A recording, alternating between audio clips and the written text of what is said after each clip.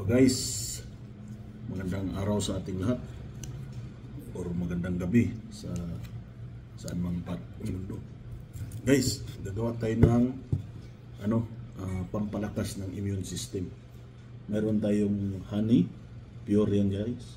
Nasa honeycomb pa. Pag pinindot natin yan guys, ayun yung katas niya guys wow.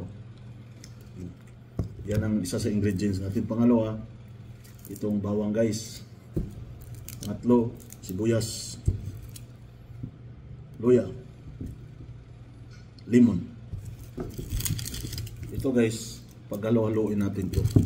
So, linisin muna natin to. Yan mga bro, yung mga natin.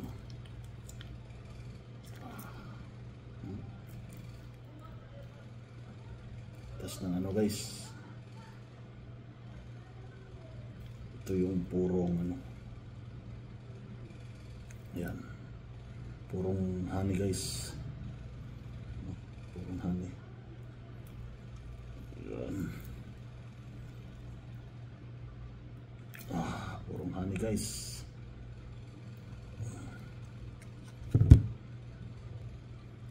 Alright guys, ang ilagay natin una guys, ito na yung hiniwa natin na mga bawang guys. Yan. Wait. Yan guys. Yan. Ito na yung hiniwa natin na bawang. Una, lagay natin yung bawang. Ulo ng video na to. Tapos luya guys, sibuyas guys, lemon guys, kinocubes natin to guys. Tapos sibuyas ulit guys, sibuyas, onion, luya, bawang, luya. Ito ay pampalakas ng resistensya. So ito yung honey guys, pure honey. Yan, ito yung niya, yung tawag nito, yung honeycomb niya. So lagay natin guys. Ayan guys, lagay na natin yung honey. Bayaan natin yan guys mag-absorb papunta sa ilalim. Ayan guys, pure honey, mag-absorb yan siya sa ilalim guys, hanggang sa magtubig yan siya guys, magtubig.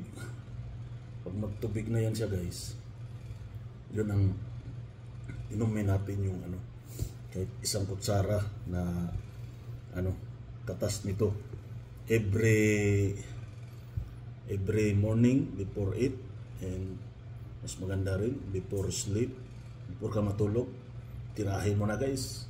Napaka ito guys, tawag nito pampalakas guys.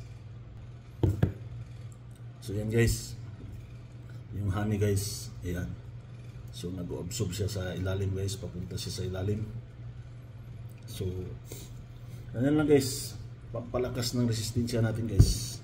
Okay, honeycomb.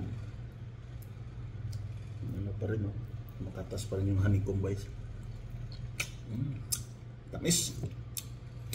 Tamis na may lemon. Okay, yan lang guys. Bawang, sibuyas, lemon, luya. Paghalo-haloin mo lang guys, i-cubes mo lang. Bahala ka na kung anong klaseng hiwa ang gusto mo, basta yan. Okay guys, so thank you for watching. This is for health safety.